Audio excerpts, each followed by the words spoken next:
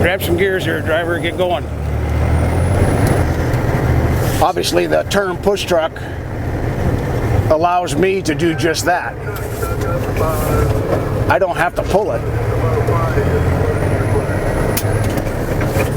If I can catch them on the fly while they're spinning, we're going to be going up the hill. Copy. Hey, Bob, there's dead stop. I gotta get that white one out of the way, man. I'm going up here. I copy. I'm trying to get there. I got slow traffic in front of me. Trying to get turned around. Gated 8 heading up. One of the few tools that we have that nobody else has, luckily enough, on the I-5 corridor. Right here. Are we moving yet? Things are moving at the gated 8. I'm coming up to the other one with Steve. Copy that. Yeah, wing. Yeah, it's clouds. Drop that wing. Don't run around with your wing up. Drop it and get this thing cleaned off up there.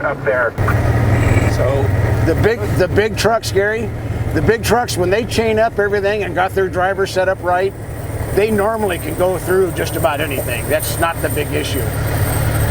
It's the single axle drives that are pulling a set of joints that are set up with weight distribution for their deliveries, not for traction.